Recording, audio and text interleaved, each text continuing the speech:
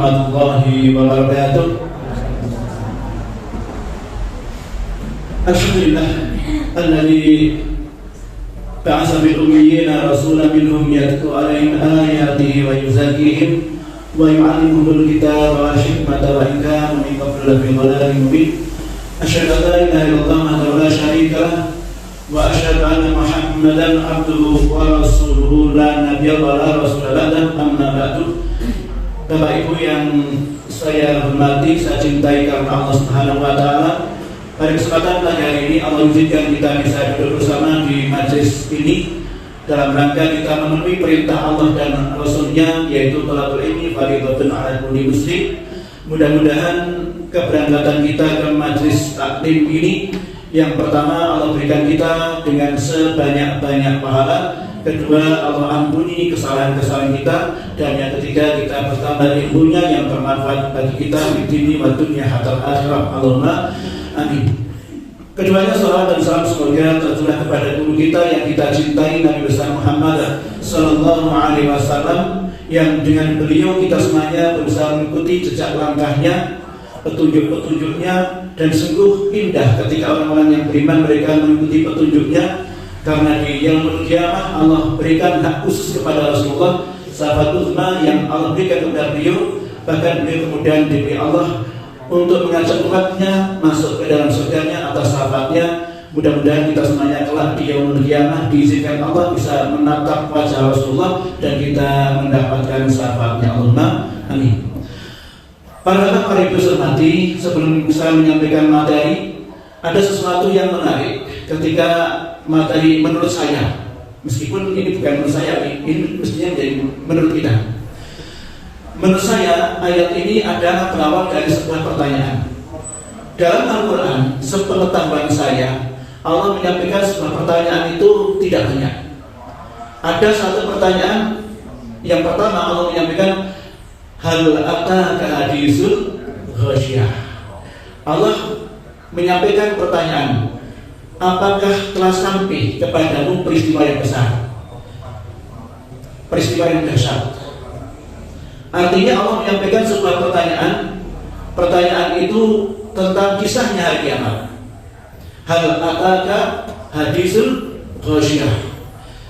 Kemudian yang kedua, kita menemukan ada kata lagi yang Allah berikan menjadi informasi kita, yaitu pertanyaan kedua, hal ataka hadisul Musa. Apakah telah sampai berita kepadamu tentang kisahnya Musa? Kira-kira jenengan sudah dapat cerita lengkap tentang Nabi Musa? Sedikit, padahal ceritanya panjang. Nabi Musa itu kursinya dalam Al-Quran itu sangat banyak sekali. Kenapa Allah menyebutkan dengan kata-kata pertanyaan hal ataka hadisul Musa, yaitu pertanyaan tentang kisahnya Nabi Musa? Pasti di balik itu ada peristiwa yang banyak kita ambil pelajarannya, karena Nabi Musa mendapatkan kursi yang paling besar di dalam Al-Quran tentang kisah beliau. Kemudian yang ketiga, kita menemukan firman Allah, yaitu hal ataka hadisul junud. Apakah sudah sampai berita kepada kalian tentang pasukan bala tentara? Allah menyampaikan dengan pertanyaan, sudah sampai belum cerita kepada kalian, yaitu suatu pasukan atau bala tentara. Bala tentara yang mana? Allah melanjutkan Fir'aun dan Samud. Bala tentara Fir'aun dan Samud. Berarti saya tanya Bapak Ibu, sudah dapat beritanya tentang bala tentaranya Fir'aun? Sudah, mungkin sedikit. Jenengan sudah dapat beritanya tentang bala tentaranya, kisahnya kaum Samud? Mungkin sedikit, saya pun sedikit, ya. Artinya ini sebuah pertanyaan Allah, di balik ini pasti ada sesuatu yang penting. Kenapa Allah menyampaikan dengan diawali hal ataka hadisul junud? Sudahkah sampai kepada kalian beritanya pasukan atau bala tentara? Bala tentara yang mana? Fir'aun wa Samud, yaitu bala tentaranya Fir'aun dan Samud. Nah, kesempatan pagi hari ini kita akan bersama-sama menyampaikan dari tentaranya, kisahnya kaum Samud. Nanti ketika jenengan sudah dapat, ketika ditanya hal ataka hadisul junud, sudah sampai beritanya kepada kalian tentang bala tentara Fir'aun wa Samud, tentang tentaranya Fir'aun dan Samud, ketika jenengan nanti ditanya, sudah dapat beritanya tentang Samud? Nanti jawabnya sudah. Betul ya? Dan sekarang jenengan masih mengatakan sedikit, dan nanti mengatakan sudah. Salah satu ayat yang insya Allah sebagian Bapak Ibu hafal adalah surat Asy-Syam. Surat Asy-Syam. Ibu-ibu hafal surat Asy-Syam? Apa? Alhamdulillah. Sama terjemahnya? Nah, kalau yang sama saya sama hafal, tapi kayaknya belum. Pak Bumi gak pernah, berarti belum rata-rata belum hafal. Saya pun agak hafal. Ada yang bawa Quran? Saya tak baca surat Al-Ghasyiyah. Meskipun waktunya mepet. Ada yang hafal? Ada yang bawa Quran? Saya baca surat Al-Ghasyiyah. Nanti diralat kalau saya salah.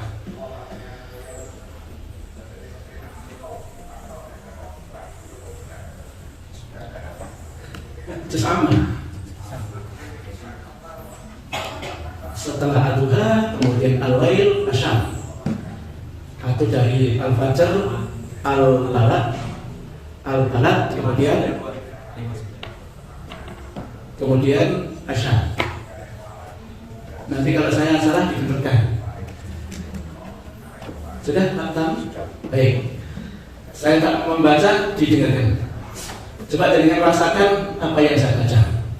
Bismillahirrahmanirrahim. Wa syamsi, demi matahari, wa duhaha, dan cahayanya pagi hari, wa qamari, dan bulan idza apabila talaha mengiringinya, wan nahari, dan siang idza apabila jallaha menampakkannya, wal laili, dan malam idza apabila yaghshaha menutupinya, wassamai, dan langit, wa ma banaha, dan pembinaannya, wal ardi, dan bumi, wa ma tahaha, dan penghamparannya, wa nafsin, dan jiwa, wa ma sawaha, dan penyempurnaannya, fa alhamaha, maka ia mengilhamkan kepadanya fujuraha, kedurhakaannya, wa taqwaha, dan ketakwaannya.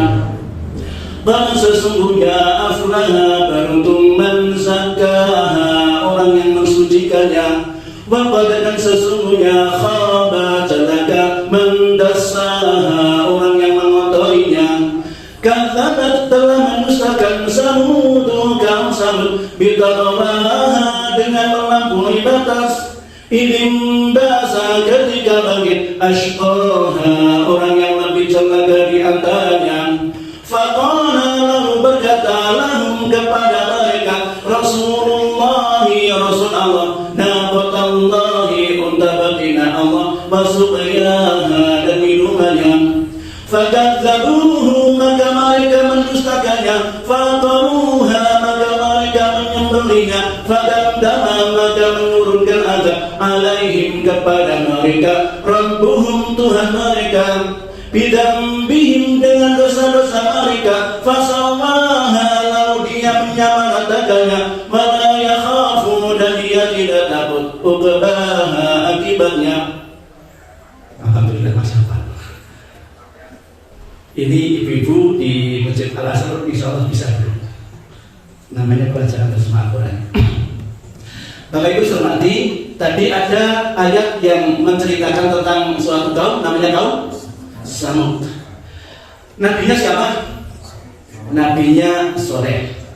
Baik, sebelum kita menyampaikan materi, jangan bisa lihat di papan ini. Meskipun berapa terpermono ya, berapa tercetok. Di depan gambar apa Bapak Ibu? Gua. Ya. Ini bukan gua. Tapi pendidikan gua nggak apa-apa. Ini batu yang dipahat dengan sedemikian rupa indahnya, dengan aneka seninya. Ini batu yang ditata. Baik, kemudian kita lihat sedikit, saya bacakan ini. Sebagian ulama menyebutkan bahwa silsilah Soleh risalah adalah, coba lihat dengan Soleh bin Ubaid, Soleh bin Ubaid bin Masih bin Ubaid bin Hadir bin Samud bin Asir bin Haram, atau bin Iram, atau bin Sam bin Nuh. Berarti sampai generasi keberapa sampai itu? Coba dihitung. Soleh, terus kemudian siapa? Ubed, Masih, Ubed, Hadir, Samud, Asir, Iram, Sam, Nuh, berapa? 10, 9. Nah, jadi kan bisa ngitung ya? Putu, anak, putu, buyut, canda, wareng, udek-udek, sibur, tebak gosok. Orang kita hanya kayak ketinggiin. Oh, tebak gosok kan? Ini sampai 8. Yang 9 apa? Oh, bisa cepat lagi. Itu Nabi Saleh silsilah sampai Nabi Adam kira-kira sampai itu.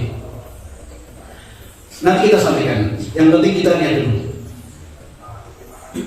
Hijr yaitu nama sebuah kawasan pegunungan yang terletak di persimpangan jalan antara Madinah dan Syria kira-kira 400 km dari Madinah. Itu menjadi Hijr itu tempat tinggalnya Nabi Soleh atau Nabi Samud, atau nama lainnya adalah Madain Soleh.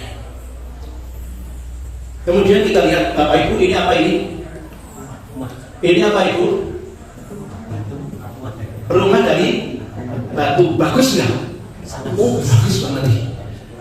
Ini ditata sedemikian rupa batu, dipotong-potong apa ya? Batu, kemudian tadi yang luarnya kayak tadi ditata, bisa masuk. Setelah masuk kemudian didesain dengan ornamen yang sedemikian rupa indahnya.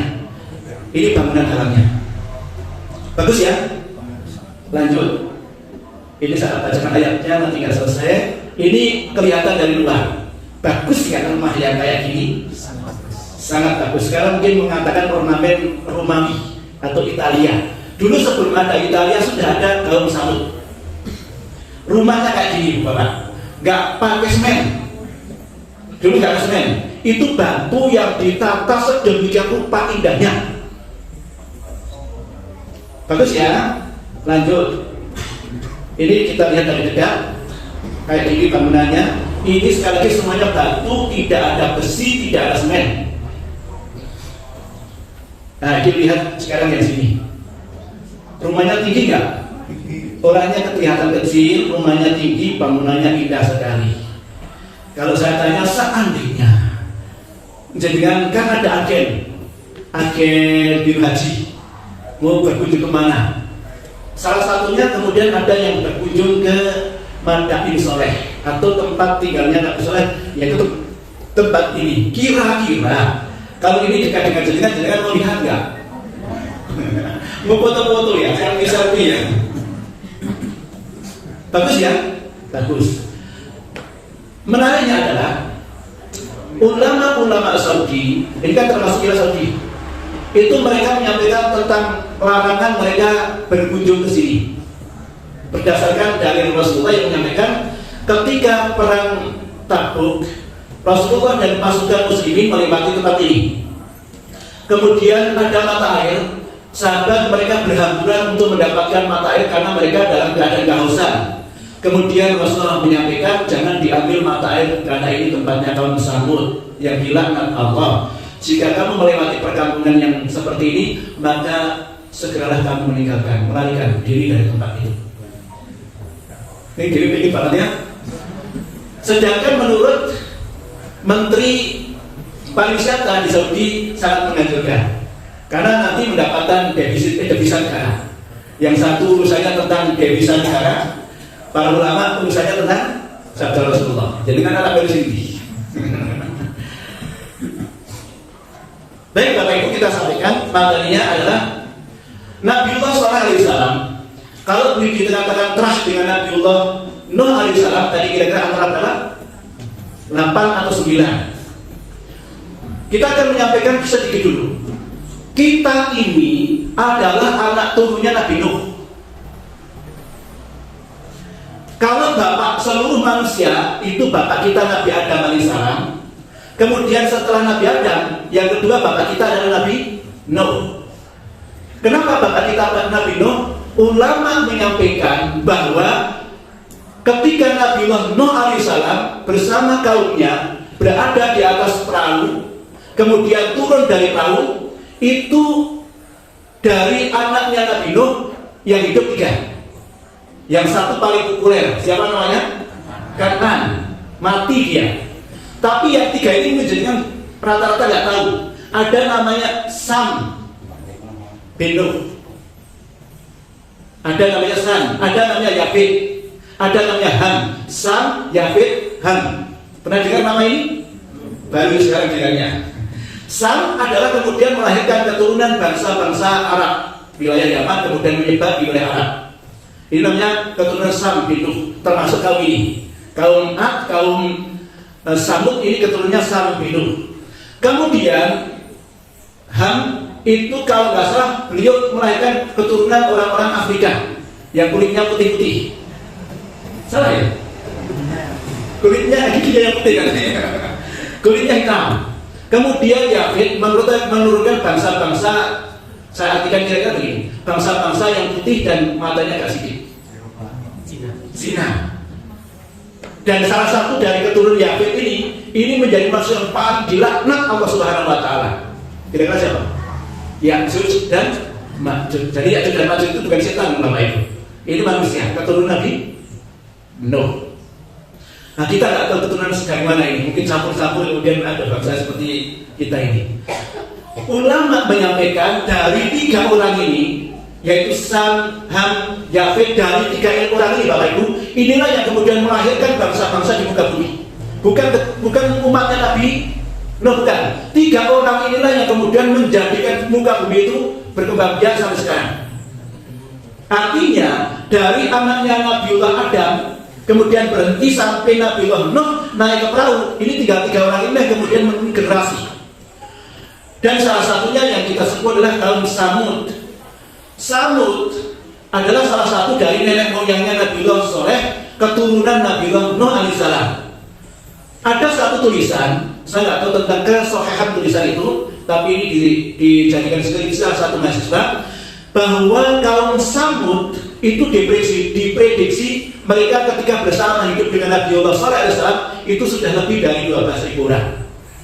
Banyak nggak? Wong siji berarti keturunan sampai 12.000. Menjadikan kan 2 anak saja cukup. Itu satu orang sampai punya keturunan ketika sampai Nabiullah Soleh, mungkin generasi keberapa, 5 atau seberapa dari dari sahabat ini sudah punya keturunan yang sebanyak itu. Berarti menunjukkan banyak sekali.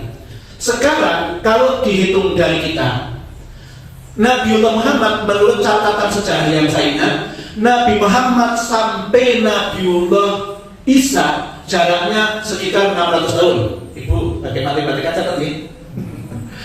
Nabi Muhammad sampai Nabi Isa berapa tahun? 600 tahun. Nabi Isa sampai Nabi Musa kira-kira antara 1.500 tahun. Tambah ini jadi berapa? Nabi Musa dengan Nabiullah Ibrahim ada 2 versi, tapi saya kemudian yang ambil yang paling banyak, kira-kira 900 tahun. Jadi berapa? 3.000. Dari Nabi Muhammad sampai kita berapa? 1.400 kan? Betul nggak Hijriah sekarang?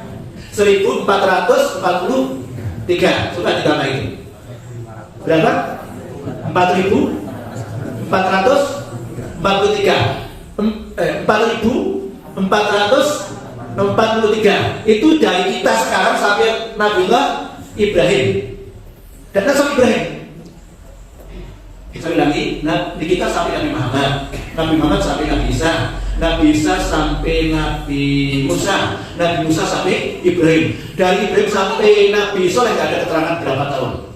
Seandainya itu 10 abad berarti mungkin 1.000 tahun. Berarti kira-kira jalan. Kira-kira 5.500 tahun kira-kira. Yang akan kita ceritakan adalah sejarah yang terjadi kira-kira antara 5.000 tahunan. Betul ya? Nabi Soleh, anggap saja dari Nabiullah Ibrahim itu kira-kira 1.000 tahun. Maka saya mengatakan yang akan kita ceritakan pada pagi hari ini kejadiannya adalah 5.000 tahun yang lalu.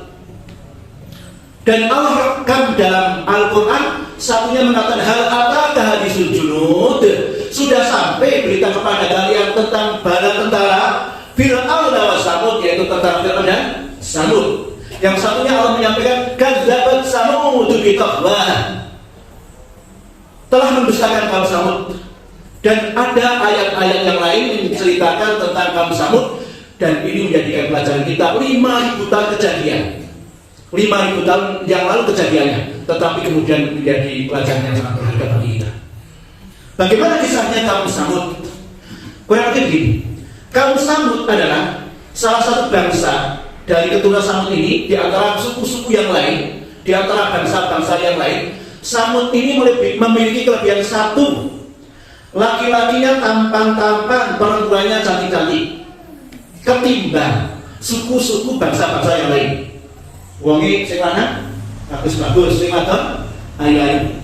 Kedua, kaum Samud ini tubuhnya kekar-kekar, perkasa-perkasa, dedek yang gede dhuwur.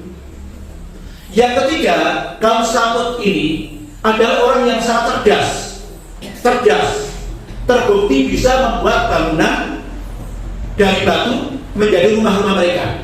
Kenapa mereka membuat rumah batu?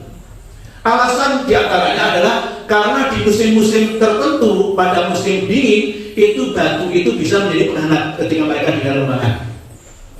Kalau kemudian ada perapian, kan jadi awet panasnya, maka mereka bisa di dalam rumah itu, bisa menahan panas rumah mereka. Kemudian yang keempat, mereka orangnya kaya-kaya. Kenapa mereka kaya? Karena mereka kaum Samud tinggalnya adalah di Madain Soleh. Madain Soleh itu adalah tempat transitnya dari setiap suku-suku yang mau berdagang ke sebuah wilayah. Etoi leparan. Gak apa-apa tuh. Etoi leparan. Orang Agerjo mau ke Temanggung lewat mana? Orang Wonosobo mau ke Temanggung lewat mana? Orang Yogyakarta mau ke Banjar enaknya lewat mana? Nah, Parakan inilah tempat yang sangat menarik, kemudian banyak dijadikan transit orang-orang yang lewat, karena mungkin tempatnya indah dan lain-lain. Itu begitu. Tapi pun Parakan menarik. Nah, inilah Madain Soleh, tempat kaum Samud tinggal, karena tempat transitnya, tempat berkunjungnya setiap suku, maka kemudian di sini mereka berbelanja. Maka kemudian mereka punya keterampilan, di antara keterampilannya adalah membuat kerajinan tangan. Ya biasanya kan kalau tempat-tempat rekreasi kan yang menarik beli oleh-oleh dari tempat itu kan. Jadi kan beli cocok tuku lagi dagadu. Mereka nanti suka cocok, gitu kan. Jadi kan ke Bali beli kaos Bali, misalnya mau Bali yo kaos ini, padahal yo undangan ada cocok.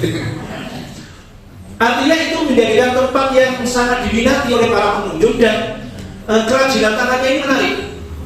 Yang dibuat orang Samud itu menarik, bagus, indah, pokoknya antik, konon. Karena kita nggak pernah lihat sisanya. Kemudian yang kedua, perekonomian mereka adalah selain dari berdagang, yang kedua adalah mereka punya pertanian. Pertaniannya adalah mereka punya minyak, perkebunan minyak. Nah, minyak itu gimana cara ngambilnya? Di deres kan? Ya, kalau di bawah karet, ya kayak karet. Jadi main deresan.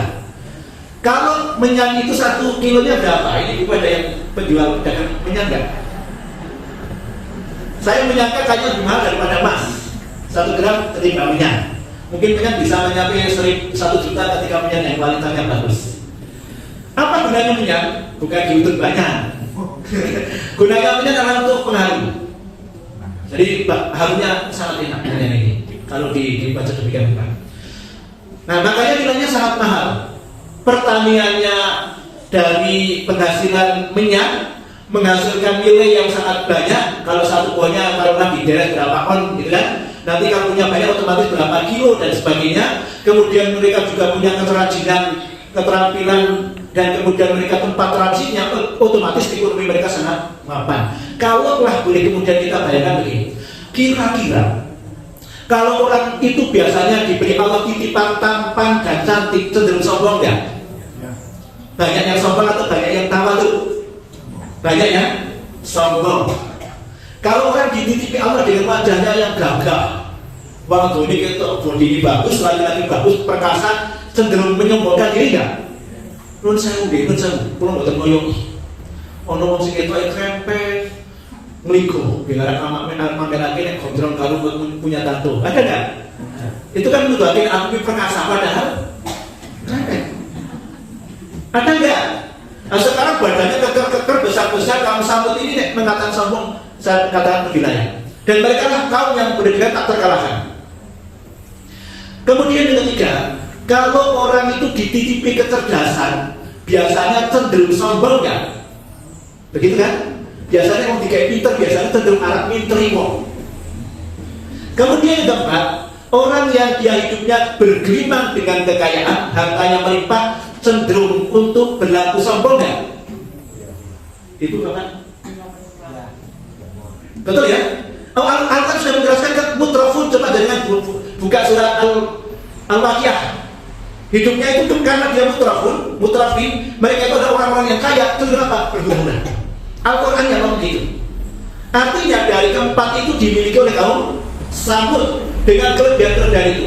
Padahal mereka masih teratunya Samud, masih ingat dengan nenek moyangnya tentang Nabiullah Nuh alaihissalam. Tetapi karena mereka hidupnya selalu mendapatkan kebahagiaan, lupa dengan apa yang dirasakan nenek moyang mereka, maka kemudian mereka menyembah kepada selain Allah. Akhirnya Allah utus Nabiullah Shalih alaihissalam berdakwah kepada mereka. Shalih itu siapa? Shalih itu adalah orang yang paling dihormati, paling dicintai, paling cerdas di antara keluarga besar kaum Samud. Tetapi setelah diangkat jadi nabi, menjadi orang yang paling dibenci. Bahkan kemudian hinaan mereka kepada Nabi SAW mengatakan, Shalih itu orang yang paling ngaji. Kira-kira gitulah.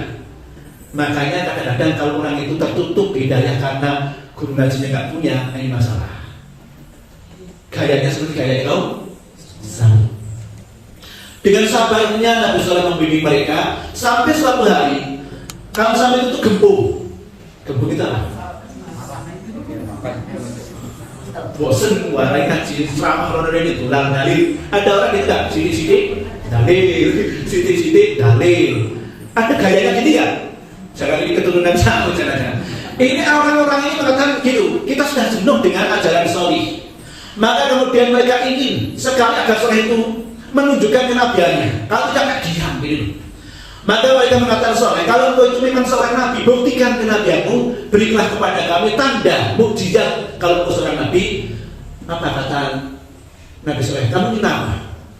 Kalau engkau seorang nabi, maka keluarkan dari batu. Jadi kebetulan di sampingnya Nabi Shalih itu ada batu. Jadi memang mereka tinggalnya di tempat itu banyak gunung-gunung, batu-batu ini. Mengatakan kalau kamu bisa mengeluarkan dari batu itu unta bunting, kami beriman. Ketika kamu bisa mengeluarkan unta dari batu, kami beriman. Maka kemudian Nabi Shalih itu semangat, berharap ketika bisa mengeluarkan unta dari batu, kaumnya beriman. Setelah itu kemudian meminta kepada Allah Subhanahu Wa Taala agar Allah mengizinkan doa Nabi Shalih dikabulkan. Tiba-tiba dari batu itu kemudian nean meledak, kan? Oh, kita nggak lihat aslinya, no? Apakah kemudian kayak Casper itu kan keluar tanpa meledak, tapi mungkin meledak dulu ya, meledak kayak telur itu kemudian dari dalam batu keluar bentuk, itu kan bentuk keluar unta yang besar. Tidak seperti unta biasanya, untanya sangat besar, gede, dhuwur, hamil, bunting lah gitu ya. Itu kemudian di depan mereka, kilo-kilo. Ini dengan berkoyor Melayu kan.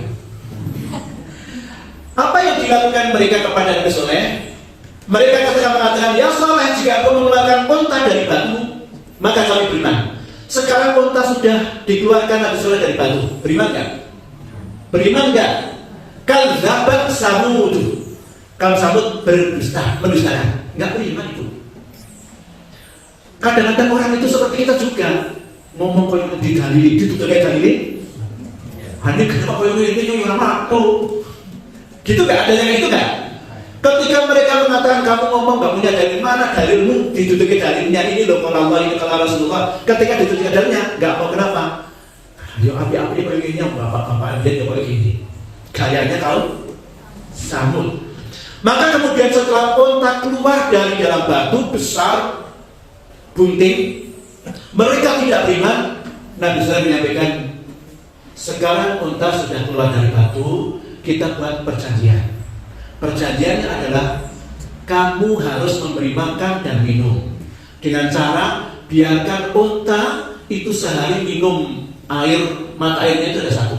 Mata air ini besok kamu yang ambil air, silakan gunakan untuk minum dan kamu tanggung untuk besok harinya. Besoknya unta minum, besoknya lagi kamu ambil air dan kamu tanggung. Bisa dipakai sehari-sehari gantian sama unta. Dan ketika kamu tidak mengambil air itu, maka di hari baik kamu mengambil air atau tidak, baik kamu bisa ambil air atau tidak, maka unta itu bisa diperah susunya. Dan perahan susu unta itu cukup diminum oleh masyarakat Kampung Samut yang tadi kira-kira berapa? Lebih dari 12.000 orang. Unta siji itu bisa dimakan, diminum sampai lebih dari 12.000 orang. Itu tidak hanya cukup melupek, turah-turah. Kenapa? Mukjizat. Naqatullah, unta betina Allah. Jadi mereka itu setiap hari bisa minum susu. Padahal susu itu kalau murni mahal nggak? Mahal. Setiap hari silakan kamu minum susu sama nih. Tapi dengan syarat kamu minum mengambil mata air sehari, kamu harus punya tanda karena besok ada milik unta. Itu berlangsung sampai beberapa waktu. Sampai suatu hari ada seorang pemuda namanya Qudar bin Salib. Pemuda ini namanya Qudar bin Salib. Qudar bin Salib dia naksir dengan seorang perempuan cantik jelita dari salah satu keluarga besar Kampung Samut ini. Dia kemudian melamar, perempuan itu diterima dengan syarat ibunya menerima. Bapaknya itu sudah mati ini. Ibunya menerima dengan syarat, kamu boleh menikahi anakku, syaratnya kamu sembelih unta Allah. Unta Allah, naqatullah, unta Allah. Luar biasa sebutannya saja namanya unta Allah. Baitullah, rumahnya Allah. Berarti kan menunjukkan betapa sucinya, betapa karomahnya itu. Kamu kalau mau melamar menikahi anakku, kamu bunuh unta Allah itu. Dia kemudian baik akan aku lakukan. Tapi ternyata nggak berani. Dia cari kira-kira dan yang mau menemani saya. Sampai suatu hari ada seorang laki-laki yang dia menaksir dengan janda. Karena jandanya juga cantik cerita. Dia kemudian melamar perempuan itu. Setelah dilamar, perempuan atau janda itu mengatakan, boleh kamu menikahi aku, syaratnya kamu menyembelih untanya Allah itu. Kami sudah jenuh karena kami harus mengambil air sehari dan sekali tidak. Dia mengatakan, aku siap membunuhnya. Dicari-cari ketemu dengan salib atau kuda. Nek Jawa tutup ketemu tumbuh. Keluar ya. Tutup ketemu tumbuh, tumbuh ketemu tutup. Wah, pintar. Jangan orang ngerti. Tumbuh ketemu tutup, jadi sudah mantap banget. Kedua orang ini sepakat untuk membunuh unta Allah. Tapi orang ini Bapak Ibu nggak berani. Mereka mikir-mikir kita harus punya teman nih. Akhirnya kemudian dicari-cari, mereka menemukan 7 orang yang pikirnya sama untuk membunuh unta. Dengan dari berapa? 9 naga. Jadi dulu sudah 9 naga. Memang gaya 9 naga itu membuat kerusakan di muka bumi. Bisa dipakai? Ini Kampung Samut. Ya, 9 orang ini mereka hanya bertekad untuk membunuh unta Allah ini. Tapi berapa lagi? Akhirnya kemudian mereka mengadakan polling. Polling itu apa, Bu? Bukan polling, ya. Kemudian mereka mendata seluruh keluarga besar Kampung Samut, didata. Kalau aku membunuh unta ini, pendapat kalian gimana? Datai satu persatu, seperti data vaksin. Satu persatu dari setiap rumah ini, dan seluruh masyarakat Samut mereka setuju untuk membunuh unta betina Allah ini. Berarti mereka aman, nanti gak ada yang nuntut, karena sudah dapat persetujuan Kampung Samut. Aksi mereka adalah orang yang namanya Qudar ini, makanya dikatakan kadzabat Samud bi taqwaha idzin ba'atsa asqaha. Idzin ba'atsa, ketika bangkit orang yang paling celaka. Allah mengabadikan manusia yang paling celaka adalah orang ini. Dalam hadis juga Rasul menyampaikan manusia yang diabadikan dalam Al-Quran yang paling celaka adalah orang yang hidup di zaman Nabi Soleh. Allah menyampaikan idzin ba'atsa asqaha, ketika bangkit orang yang paling celaka di antara mereka. Siapa? Riwayatnya lah Qudar bin Salib ini. Maka kemudian Qudar bersama teman-teman 8 orang tadi, genap jadi 9 ini, kemudian melakukan pembunuhan. Yang pertama dilakukan adalah memanah unta ini, dipanah. Setelah dipanah, karena kemudian darahnya berkurang, unta itu kemudian diprok. Nek bahasanya menderung. Ini kan derung itu tadi diprok ya. Derung, diprok. Nek jenengan tahu nggak? Nek nyembelih unta gimana caranya? Nek nyembelih kambing ditidurkan, nyembelih sapi tidurkan. Nek unta enggak, diprok saja. Duduk, kemudian jenengan pakai pisau yang tajam langsung lehernya itu disesat-sesat, nah gitu. Nanti habis darahnya mati. Setelah unta ini disembelih oleh 9 pemuda tadi yang dipimpin oleh kuda besar ini, matilah unta. Berita sampai kepada Nabiullah Shaleh alaihissalam. Shaleh kemudian menyampaikan kepada mereka, silakan kalian makan-makan. Silakan unta itu jadikan pesta bagi kalian. Tapi ingat cuma 3 hari. Kalian diadab Allah Subhanahu Wa Taala. Kun mam sa'arabi. Nih ingat terus di mana Allah adab kalian. Akhirnya kemudian unta ini dimakan, disembelih, mereka pesta-pesta. Ketika mereka pesta pura selesai, habis dagingnya pada hari Kamis. Kejadiannya hari Kamis. Nanti hari ini masih makan-makan kayaknya. Hari apa hari ini? Selasa masih makan-makan, Rabu masih makan-makan, hari Kamis. Setelah habis makanannya kemudian tandanya sudah nampak. Wajah-wajah mereka berubah menjadi kuning seperti sepongkol. Sepongkol kuning dong. Cari ini. Wajahnya seluruh kuning, seluruh tubuhnya kuning, wajahnya kuning. Hari Jumat kemudian berubah wajahnya menjadi merah semuanya. Seluruh masyarakat tua, muda, kecil semuanya jadi merah. Kemudian hari Sabtu, kemudian mereka berubah menjadi hitam legam.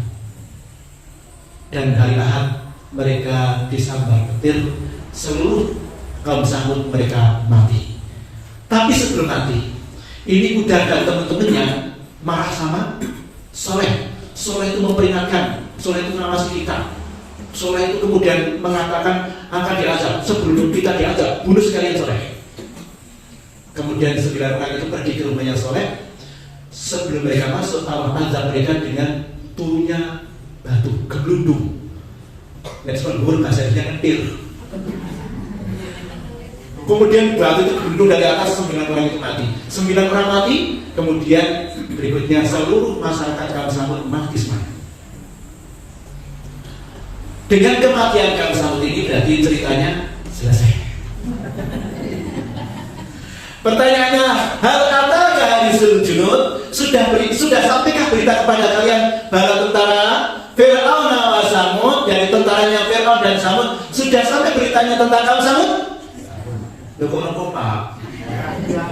Sudah sampai beritanya tentang kaum Samud? Sudah. Baik, kita sekarang ambil hikmahnya di balik cerita tentang kaum Samud. Nah, ini Bapak Ibu bisa ambil materi kisah pendeknya begini. Ini peninggalan zaman dulu ya. Oh, itu. Udah ngomong ya.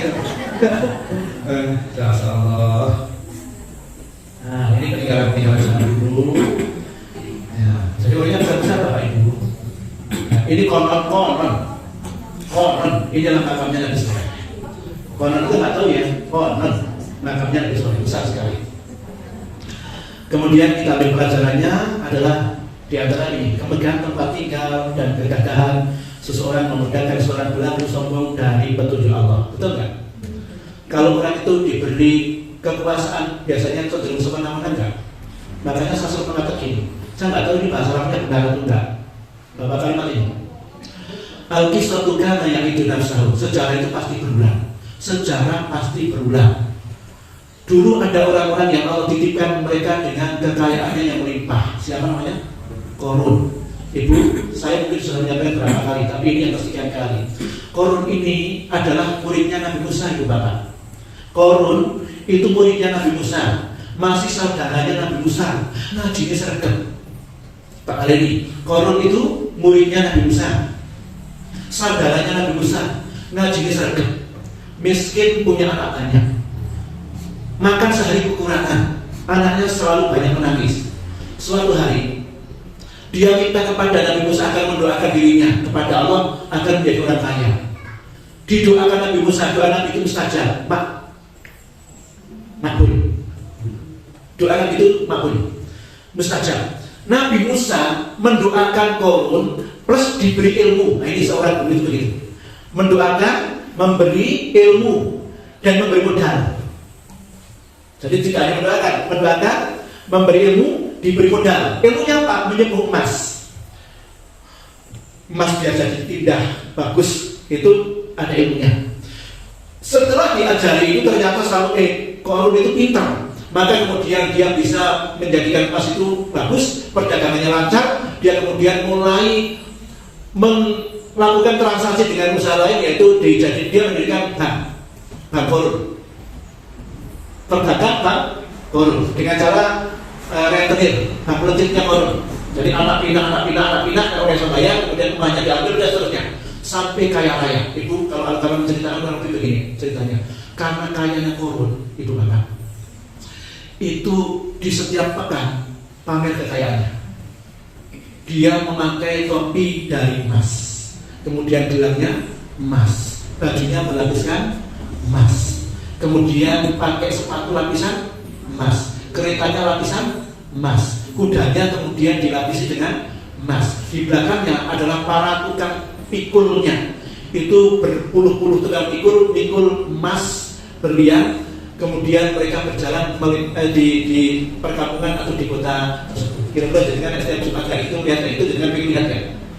Rapi itu tontonan kayak gitu. Makanya banyak orang yang kemencar. Orang yang mengatakan aku senang kalau seperti Qarun. Kan itu ayatnya. Dan Allah tenggelamkan Qarun ini. Setelah dia memiliki kekayaan yang besar, disuruh jangan gak mau, bahkan mengatakan Innama utitu ala min ilmi. Aku sudah itu kan kepintaranku. Gak ada hubungannya dengan Allah. Tanda kutip, coba dengan pelajaran ini. Ada orang yang ketika miskin mereka semangat untuk duduk di majelis taklim. Ketika sudah jadi kaya dia lupa. Ada nggak kira-kira? Nah untuk gila, ini kayaknya Qarun. Mestinya semakin kaya kan semakin banyak ya. Karena dulu dia hidupnya miskin itu bisa ibadah. Mestinya setelah kaya itu kemudian dia semakin banyak. Ini Qarun. Artinya kan ada yang kayak gitu, bahkan banyak, berarti sejak itu pasti berulang. Ada seorang pemimpin yang sembarangan seperti Namrud, seperti Fir'aun, yang dia dengan kepemimpinannya itu menyangka akan abadi, akan selama-lamanya. Kemudian ketika dia mimpin justru dia berlaku semena-mena. Kira-kira di dunia ini ada pemimpin yang dia itu ketika duduk di kekuasaannya yang semena-mena, ada nggak? Ada nggak? Ini pelajaran kita. Atau kemudian ada orang yang Allah titipkan mereka dengan fisik yang tampan, yang cantik. Tampan cantik itu kapan? Izin mau. Dan urut-urutan ayu lah. Orang mengatakan lebih ayu. Kapan? Jenengan gue ayu gue ini bu, bapak ibu. Ini terutama ibu yang lebih banyak.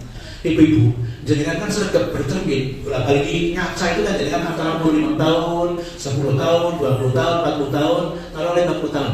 Nah, 70 tahun jenengan medhi. Nama tak ayo konsolnya bisa jadi karena konsolnya punya gitu. Karena harus wajah itu kabeh gitu ya, putih-putih semuanya guyunan karena pengilon. Untuk ini nono. Takut nggak? Yo ayo ini kapan? Iya. Saya pernah dulu ketika saya diminta, tapi sekarang saya suka enggak. Saya dulu ketika diminta seseorang untuk rupiah, seorang ibu, dia stres. Kemudian tanya-tanya dengan orang-orang yang dekat dengan dia, konon stresnya alasannya kan dia itu adalah wanita primadona di sana, tercantik di desanya. Katanya tercantik di desanya, tapi kemudian setelah beliau yuk ragu, yuk stres, masya Allah. Berarti fisik itu kemudian menyebabkan orang itu jadi bahasa Allah juga. Itu kemudian yang kedua, adanya bencana alam itu seharusnya menjadikan semakin beriman kepada Allah. Bencana alam mestinya menjadi semakin beriman kepada Allah.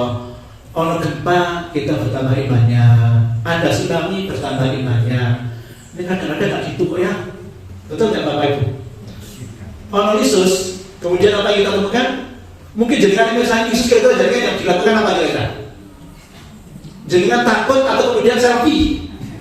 Wah, ini kayak selfie ono Yesus, oh ya Allah gitu kan. Saya berikan contoh ini Bapak Ibu. ambilkan contoh. Dalam sebuah hadis diceritakan Rasulullah SAW ketika terjadi mendung yang bergulung-gulung, jadi mendung yang petang dedak bergulung-gulung kelihatan dari kota Madinah. Rasulullah kemudian masuk ke dalam rumah. Di dalam rumah Rasulullah itu kemudian gundah, gulana, resah. Dia kemudian saat itu Rasulullah berlaku ya, pokoknya mudah mandir. Dilihat oleh Bunda Aisyah, ditamat-tamat sampai Bunda Aisyah. Dilihat sampai Bunda Aisyah dan ditanya. Kemudian beberapa saat hujan turun. Rasulullah kemudian wajahnya ceria.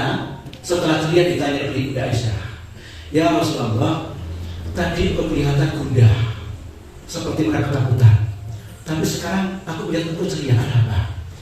Rasulullah kemudian menyampaikan, kurang lebih aku melihat bergulung-gulungnya kabut yang seperti itu. Saya khawatir kalau kemudian Allah turunkan bencana kepada kita, tapi setelah turun hujan maka nampaknya bencana itu tidak turun.